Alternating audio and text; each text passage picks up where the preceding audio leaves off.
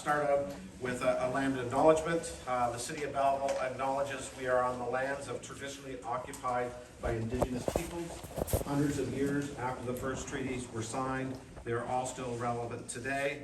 We recognize and honor this historic relationship and continue to foster a path toward reconciliation. Again, I'd like to thank everybody for being here. We've had time to reflect after the devastation of last week's overdose occurrence. First, I want to say my heart goes out to all those who were affected in the overdose situation, including family members. Myself and senior officials have met and we're ready to respond to the province with an official request for assistance. Before I go into the specifics, I would like to take a minute to reiterate the fact that downtown Belleville is safe. We by no means are asking residents to avoid the area. The issue we are facing with mental health, addictions, and homelessness is something we are facing citywide. This is not unique to our downtown core.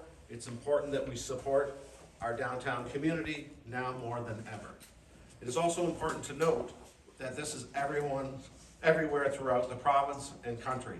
And it is our hope that our time in the spotlight brings relief to Belleville and every other community facing the same challenges. Over the weekend from Friday, I just want to give you an example from our emergency services, or just mainly fire today. Over the weekend from Friday morning until this morning at shift change, our fire department saw 48% of their call volume specific to homelessness. These were not just overdoses, some were burn complaints, encampment fires, and other related medical emergencies. It is important to note almost half of all the calls were going to this, and these are just the stats. The magnitude, these issues, and pressure being felt by our emergency services have reached a breaking point for them and the community. The city commits almost $20 million of tax dollars per year to homeless efforts.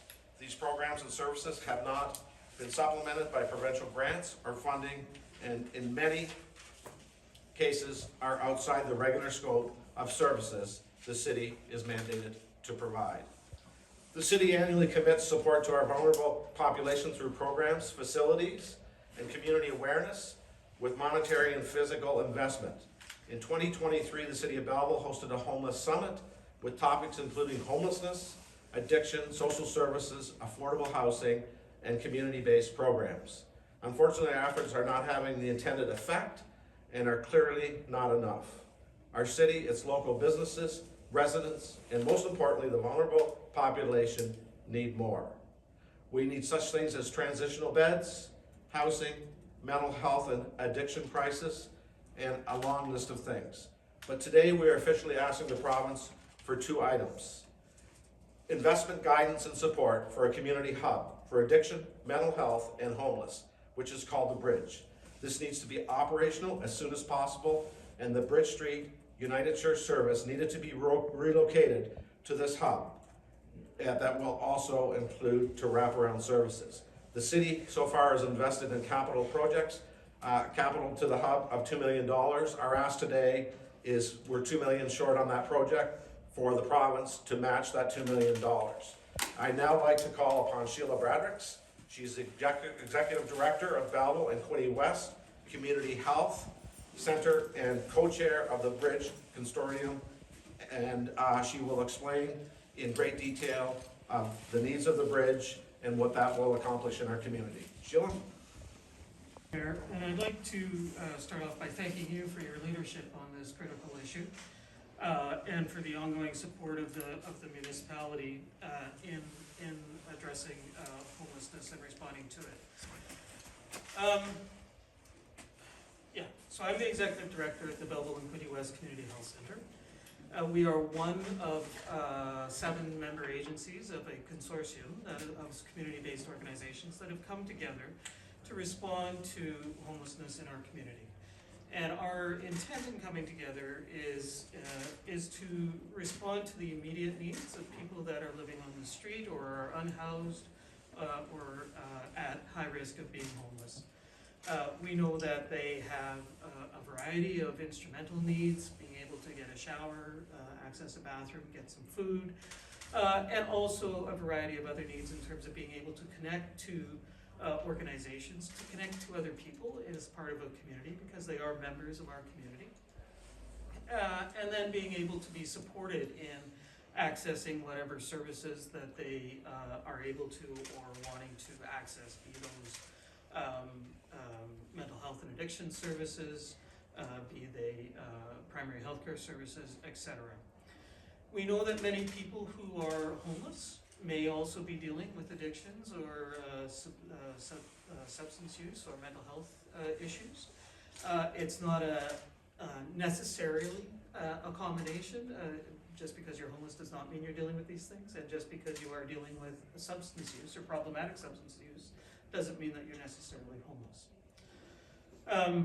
However, people who are marginally housed experience some really unique challenges to addressing, navigating their access to care and supports, and that's why the Integrated Care Hub, which we are calling the Bridge, as in a bridge to services, a bridge to support, a bridge to community, has been conceptualized. It's a central location where people would be able to access some of those immediate day-to-day supports that they need: food, shelter, shower, etc., and also be able to connect to a wide range of wraparound services, as I say, including primary health care, mental health supports, substance use supports, etc.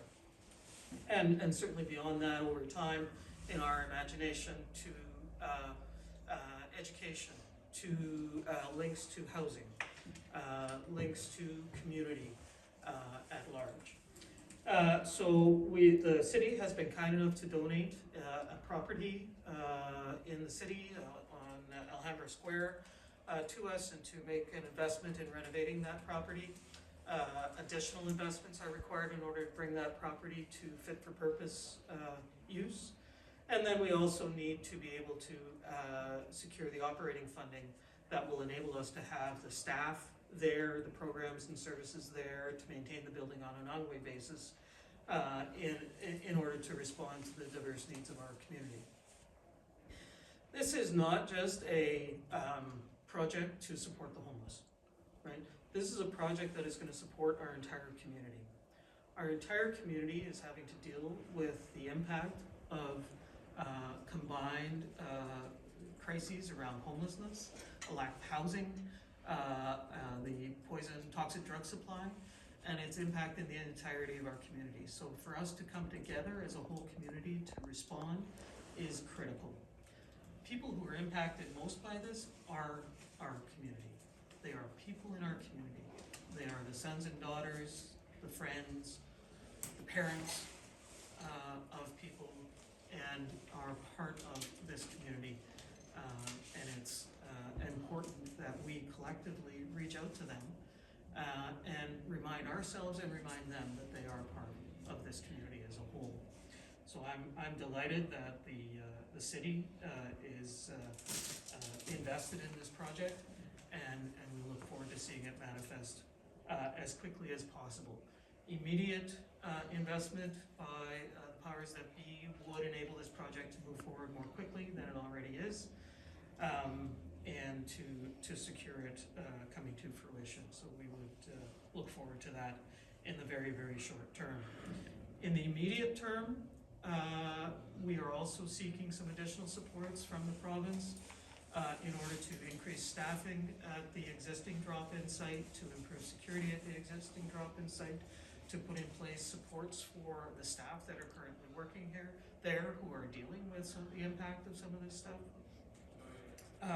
and to provide some infrastructure to allow the church space to be more adapted to meet our needs, and then finally to enable perhaps some additional outreach and some overall management, coordinated management of the existing activities that are happening in the city. And those things, I think, would help to create a bridge, if you will, between today and when we get the funding for the facility developed. The agencies that are involved in the consortium include the John Howard Society, the Belleville and Quinte West Community Health Center, Canadian Mental Health Association, Hastings Prince Edward, the Enrichment Center for Mental Health, Public Health HPE, the Grace Inn Shelter, and United Way Hastings Prince Edward.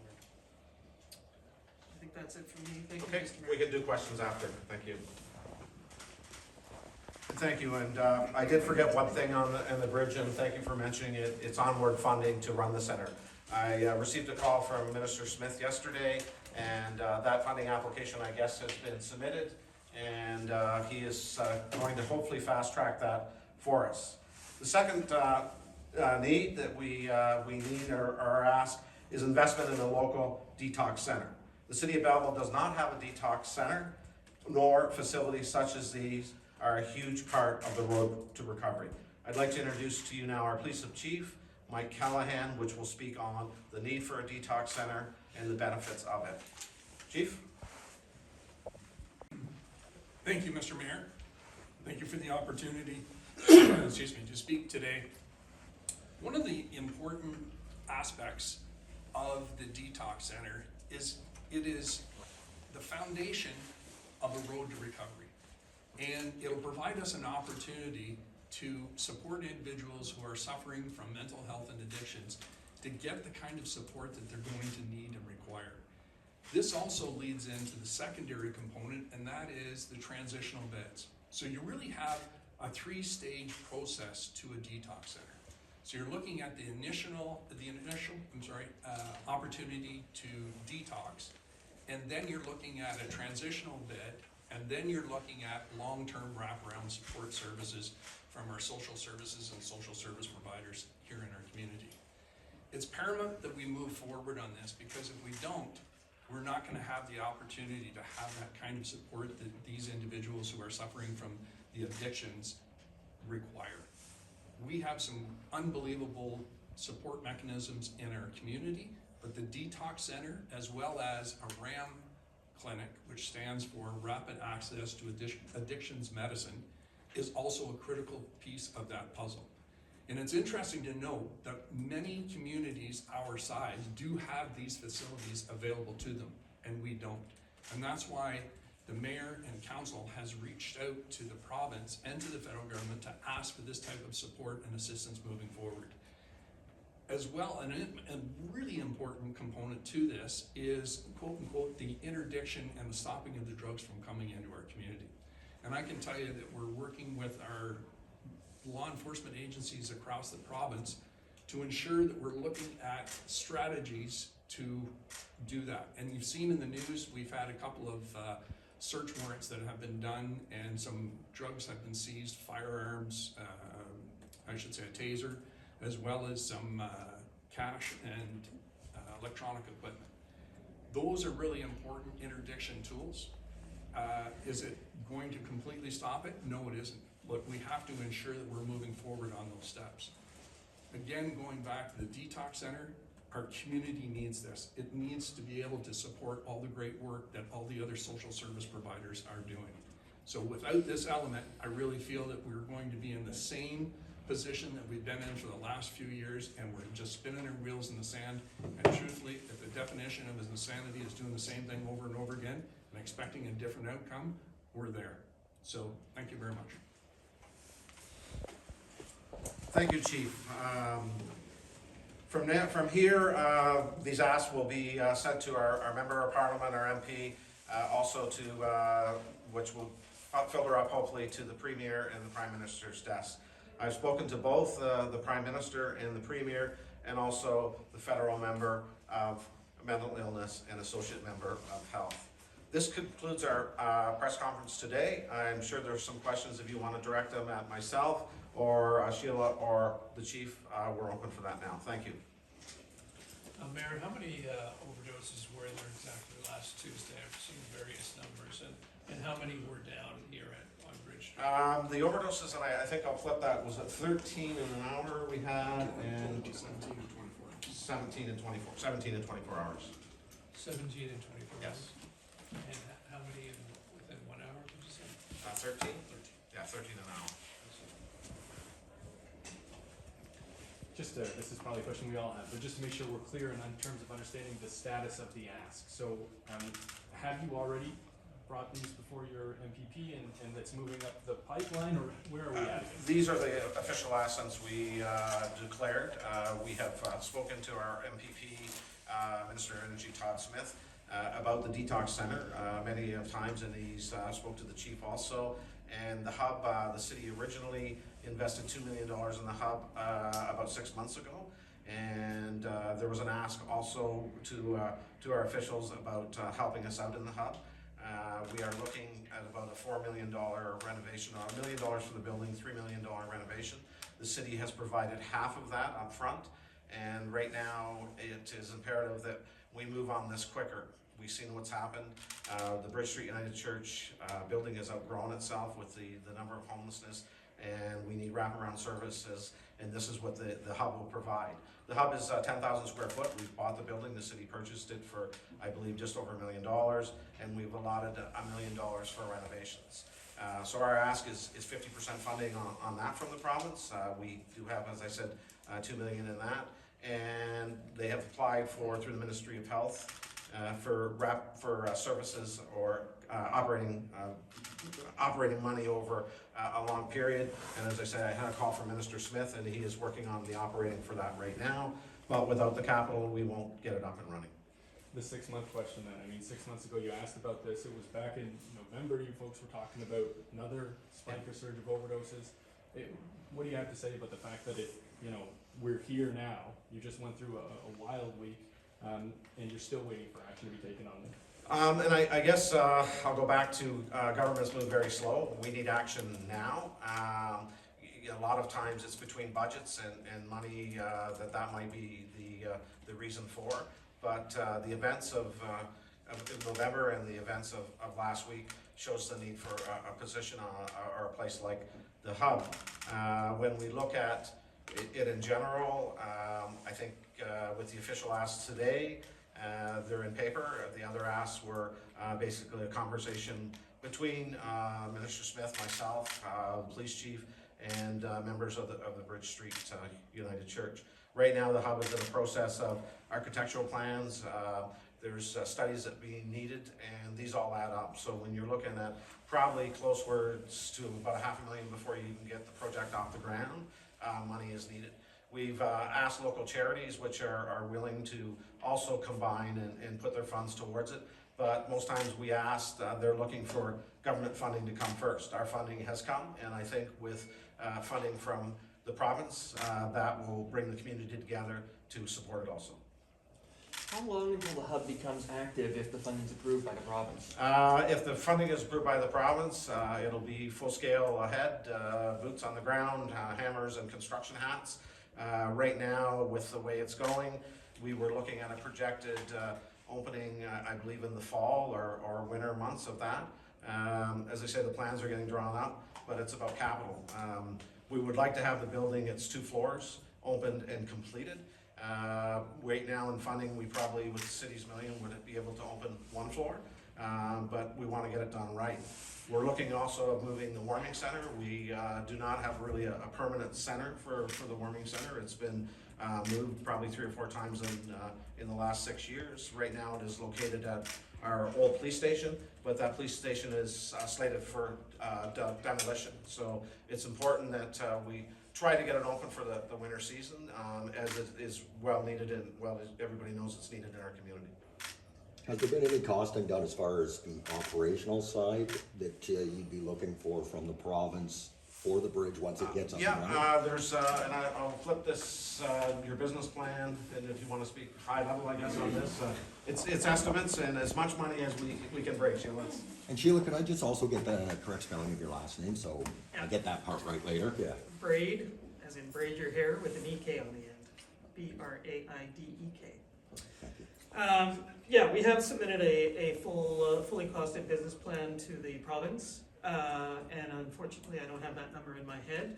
I think it's around 3.5 million annually. That includes staffing for things like the drop-in, mental health counselors, addictions counselors, management, back office, the building operations, that sort of a thing. So a well-formed plan. it's important to note that there's other similar sorts of models that are in place across the province. Places like London, Durham, Kingston, etc. have similar sorts of models in place, and there's lots of evidence to support this sort of an approach with wraparound services in a centralized location. So we're looking forward to being able to bring that to bear on the local community. And Sheila, actually, can you share your experience? I know last week with the rash of overdoses, when Chief Callahan was up, he said, you know, we bent, but we didn't break. Talk to me about, from your end of it, you sort of deal with it in a even more holistic manner. Are you guys stretched? Talk to me about your situation in that regard. Yeah. So a number of organizations, different organizations are involved. So, you know, I'll speak generally about the work of the collective, if you will. And it's been brutal. It's brutal on an everyday basis, and it's hard on a good day. And this sort of extreme drug poisoning events are brutal. There's no other word, right? These are people that the workers have established relationships with, care about, see the friendships that the people in the community have among each other, how they support each other, and yes, how they fight sometimes, but really how they support each other, as any community does. And to lose a member of that community, right, is tragic. And as you come to know these people, folks who are unhoused through the course of time, you start to learn a little bit about their story, right? And so you become more aware of the depth of the tragedy that is at play. You know, people who are using substances are doing it for a reason, right? Substance use at that level changes the physiology of your brain, right? So then it becomes almost necessary. Trauma that people experience in their lives changes the physiology of their brain and changes their experience such that they need something to dull the pain, right? So there's, you know, when you see someone who is living with this sort of, these sorts of experiences or things in their lives, right? I think it's incumbent on all of us to be really aware that it's a really thin line. Like, it's a super thin line between them and us. And that we have a responsibility, right, in our, to respond. And to respond with compassion, with thoughtfulness, to get past our own judgments, the stigma that's associated, and to relate to the people, not just the disease. Thank you. With the hub coming up later this year, are there any more immediate plans to address the situation? Right now, it's again in our budget. We have put forth more in the sense of a lot of our emergency calls are mental health calls now, and it has stretched our emergency services. So we have invested through budgets for all emergency services for help, and a lot of that help. I was out on a ride along a Friday night, and you see the mental health issues and how with the police of how well they're equipped to handle that and move in the situation. So that's not an answer to homelessness. Other things that we have put out is Queen Mary School. We put that out for affordable housing back about 4 months ago, and we've applied for money through the federal housing program with that. It's 5 acres of land with a park. We don't build houses as a city, but we're going to go out to the private sector to look at not only affordable housing, try to have affordable housing geared to income and transitional housing. We have some other excess land that will be ready in the next couple of years. Council right now, it's about housing, and it's housing across not only Ontario and Canada, but it's that affordable piece. Hopefully proposals of that will come in the next 4 to 5 months. But to build anything, you're looking at a year to 2 years to get that housing up. And council has, again, willing to, has put that proposal out, and it was fully unanimous from council to support some type of housing measures. When you look at other things, council does support or the city does support our social services, money through that, but we don't have the tools in the toolbox to finish things, like to get the mental health issues here, or get the mental health help, and things like the bridge. We did donate, or we've set them up. We were hoping that the renovation was going to be a little less. That is not the case right now, and those numbers are coming up. So again, we challenge the province. A lot of funding throughout my career as mayor and MP. It was not totally federally or municipally, or federally or provincially funded. It was 50-50, a third. So we've committed to this with a 50% funding, and again, that goes back to the ask on that, on the other $2 million to get the hub up as soon as possible, and have a building that is totally functional for the services that it's going to provide. How many more overdoses have happened since the previous press conference? That would be to medical services, and I don't know if, would that be Carl? The chief of EMS? It's Broker Bauer, I can never pronounce that name. It's all good. Good morning, everyone. Carl Bowker, I'm the chief for the paramedic service. So far to date, we've had about 35 911 calls and about 20 hospitalizations since Tuesday afternoon when all this started.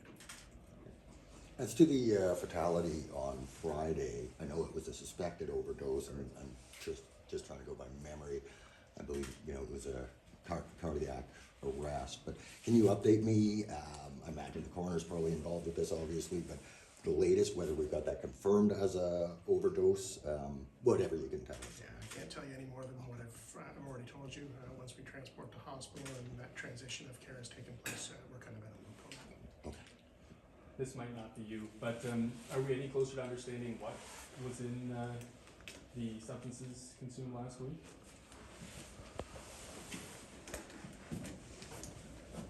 I'm very happy to report that through the support of the Public Health Unit and Dr. Tumache, we've been able to reach out to Dr. Kieran Moore from Toronto, and we've got a protocol in place right now that anything that we seize will be analyzed within 24 to 48 hours. So we're really hoping to get real-time information, and I can tell you that some of the drugs that we had sent away are now going to be earmarked for that special attention to be examined right away, which is going to help us, and obviously help our the triage, not only from the hospitals but from the paramedics and the fire services as well. And this again is a critical component of the province being able to support communities that are suffering from the addiction challenges. And so every little bit of support that we can get from the province in tackling this is going to make a difference at the end of the day, but it's ensuring that we have that kind of support. And I heard about a news article this morning from Ottawa in relation to a young child yesterday, I believe it was a 2-year-old child, that was playing in a park in Ottawa and had picked up a used hypodermic needle and actually put it in their mouth. And that can't happen. So that's something that we need to work as a community to ensure that that doesn't happen in our community. But that is, again, one of the perils in dealing with individuals who are suffering from addictions. So we're working on that. We're also working with the Crown attorneys, looking at stiffer penalties for those who are bringing drugs into our communities. And there's a lot of initiatives being done at a grassroots level, and I firmly believe that that's where the change happens. When it's at a grassroots level, that's where effective change becomes efficient and effective. But in the same token, we need that support, as the mayor has indicated. We need that support from the provincial government and the federal government to ensure that we have the resources and the funding to move ahead on these. Of those 13 overdoses last week within an hour, how many were over at Bridge Street? I honestly don't know the exact number. I know that they were concentrated within the area of Bridge Street and Church Street, but I don't know exactly. I'm sorry, I don't have that. Okay, thank you. Is it, Go ahead. is it frustrating that small amounts you don't arrest for? Well, that gets into a bigger challenge, and we've been working with the local Crown attorneys here, and I've had the opportunity now to speak with the Deputy Solicitor General as well as the Solicitor General in relation to this, and there's no question that we need additional support from the Solicitor General's office to fund more Crown attorneys in our city. And that's one of the challenges, is just not having those resources to charge for small amounts of illicit drugs. You want to ensure that you're getting an individual the support that they need, and law enforcement sometimes isn't the perfect tool.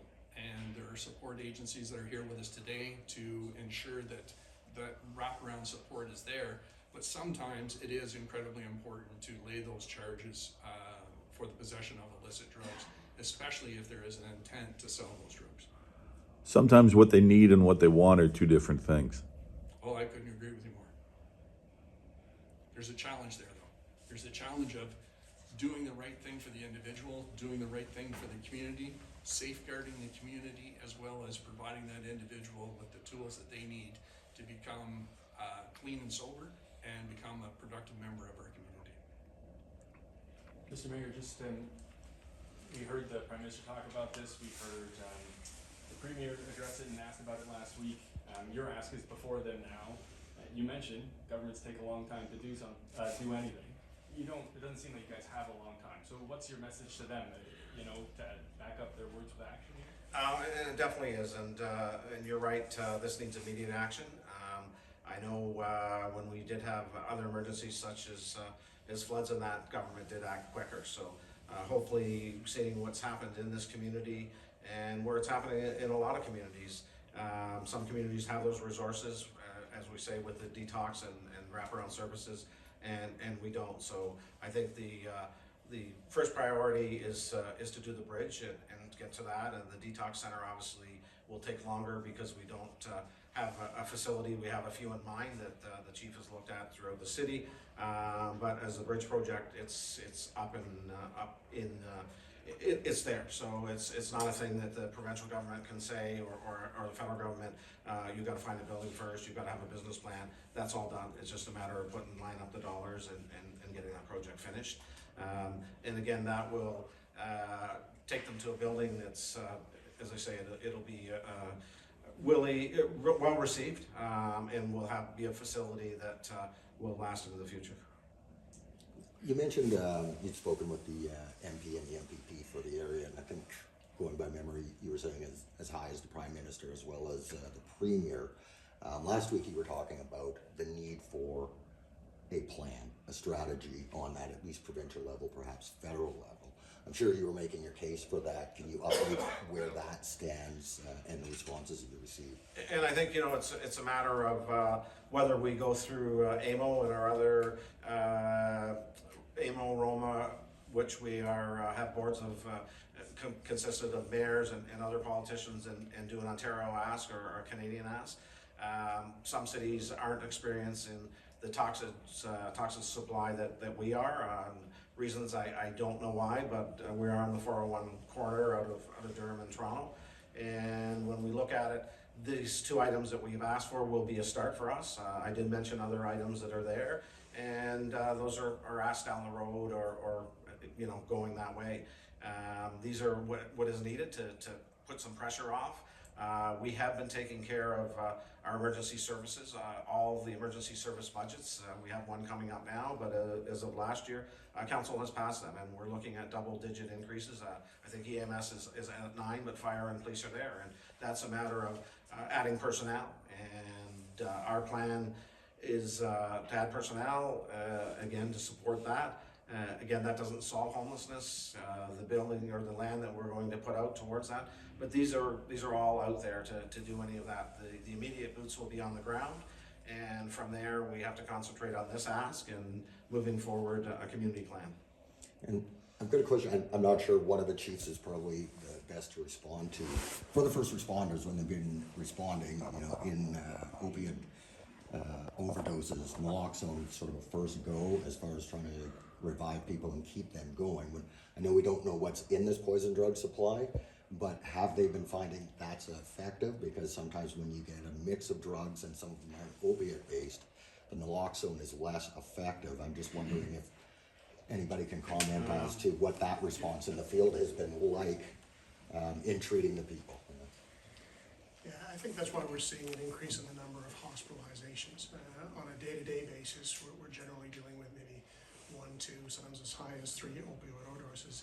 And we don't transport generally along to the hospital. By the time the paramedics arrive, they're already refusing transport. They realize that the Narcan is now kicked in, and we go from there. But in many situations, certainly we suspect there's a powerful sedative that's not responding to the Narcan. They're often transported to hospital in a high priority, in an unconscious or decreased a level of awareness state. So that's what we're seeing out there on the streets. This one's probably best for Chief Callahan, but something that was mentioned at the previous press conference was that some of these drugs were coming in from overseas. They were slipping in from other markets and traveling to Belleville. Is there any action being taken, perhaps by the other levels of government, to stop that flow before it even gets to us here? Well, I know that one of the biggest challenges with the interdictions of drugs coming in through our ports is that I believe it was in 1999 that the port police were disbanded, and as a result of that, the availability of drugs coming in through ships or attached to ships or in shipping containers, I think it's pretty evident right now that we have a true problem with stolen vehicles exiting our country. So if you think about it, the parallel is just as easy to get stuff into our country. And I think that that's something that our federal government needs to look at in increasing that enforcement and interdiction in relation to our different ports throughout the country, and start to crack down on that, because that is a great way to stop these drugs, or some of these drugs, from coming into our country. Thank you. Mayor Ellis, Bay of Quinte MPP Todd Smith has said that a meeting is coming this week with the Minister of Mental Health and Addictions. Has that been solidified? The time hasn't. I believe Thursday is the day. I've left my schedule open. I think I have 1 hour that I can't cancel. And from there we could work around that. I believe he plans on meeting with other organizations that are on the ground and with the Minister of Health.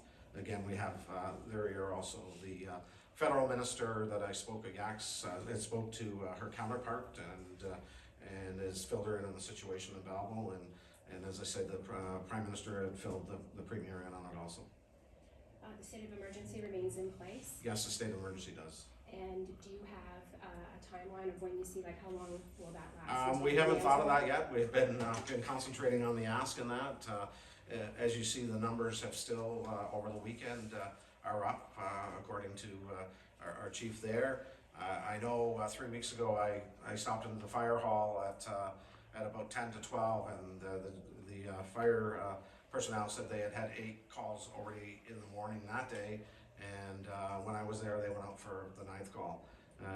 I've talked to other agencies that have had 24 calls in 24 hours, so it hasn't gone away. The toxicity of the drugs are stable now, but we're waiting for hopefully that it's not going to happen again, but we'll keep the emergency in place for now.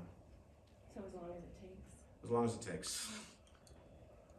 I guess, Chief Callahan, I know you're looking to get access to some of those drugs to get that analysis, and there's a suspicion, obviously, that it's a mix of opiates and probably non-opiates. Is xylazine one of those drugs that's on your list, or is that getting too specific at this point? It's really getting too specific at this point in time. We're hoping to have some of those drugs analyzed. We've informed our officers that moving forward, anytime that there is a seizure, even if it's a small amount, trace amounts in, we'll say, a syringe or however it's being administered, please seize it and let's get a handle on what it is that we're dealing with, because as I mentioned previously, it's going to make it a lot easier for the fire department and our paramedic services as well as the hospital to treat these individuals when they know what it is that they're dealing with. And is there anything you can provide updating? Obviously, this is sort of a multifaceted investigation for police. Not necessarily shutting down the drug supply, but as far as what led to this batch, are you able to provide any update on sort of those efforts to try and find those people involved in the distribution? I can tell you there's an active investigation and that we continue to have an active investigation in trying to identify those individuals that are bringing these drugs into our community. And as I mentioned previously, the interdiction component is a critical component of stemming the flow of drugs into our community.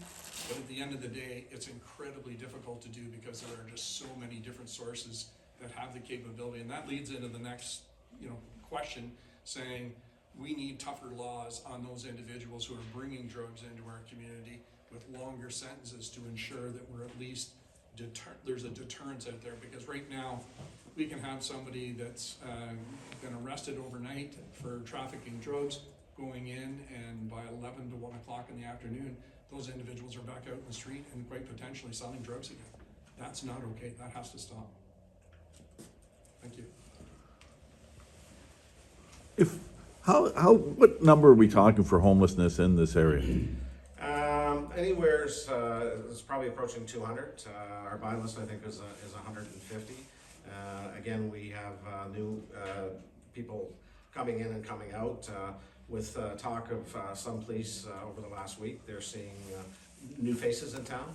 It's incredible the job that the emergency services are doing. As I say, I was out on Friday, and in another ride along, the police are very caring, and they know the names of a lot of them, and the officers are saying there are new people coming in. My guess is probably around 200, and then you have couch surfing and all that wouldn't be included in those numbers. And forgive me, for the bridge, will this be overnight or is it strictly in the day? I think you're believing on 24-hour operations. Yes, 24 operations. And will it be sleeping quarters, so to speak, or is No, it just? Won't be a sleeping facility. It'll be the most it'll come to is our drop in the winter months. So, sorry, just to clarify then about the bridge, so there's gonna be no sleeping beds, so all the people who are homeless will still be in the same boat in that regard, they'll still be sleeping outdoors a lot of the time? No, again, we do have a warming shelter that's, it's heated and it's comfortable, so it runs anywhere, as I believe, in October, November, into the spring, and that center will have a full-time, or will have a permanent building, and before it's been all over the place, and a lot of times if you follow last councils, it was in the sense of a rush to find a center most winters, and this will make it permanent. Where can people go if they want to sleep? Like, I take it the where you're talking about has lounge chairs, because I believe fire regulations doesn't allow beds if it's just for overnight. But where can people go if they want to sort of? We have one shelter, is Grace Shelter. It's, I believe, 21 beds. It's basically running at capacity. I think any center that does have shelters, they're all at capacity, and especially when you look at the City of Toronto, you pretty well read that every day. Is there capacity or a will to look at other shelters? We do need them also, but it goes on the list. And when you look at Grace Inn, I believe their operating budget is $1.4 million a year. So these facilities, it's not only the capital cost, it's running the facilities. When we look at the security and the operating cost of a shelter, we opened the shelter this year 2 weeks early, I believe, and it was an added about $30,000 to our budget to provide that service for 2 weeks. Okay, I can pull the pin on this one then. Okay, thank you everybody for attending today. I want to again compliment or say to our emergency services, fight the good fight.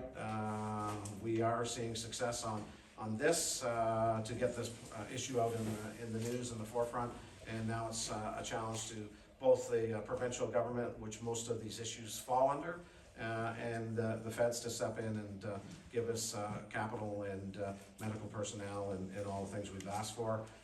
Again, our list could have been 100 items. I know after this I'm going to have probably a lot of agencies call and other citizens to say, why didn't you put this in and why didn't you? if we put all our ask in, we'd probably have to have a whole day of a news presser here today. And so we, as I said, we've met with senior staff, including hospital, and on Friday and Thursday. And the main request was get the hub up and running, and then ask for all the other stuff later. Thank you very much for coming, and have a great day.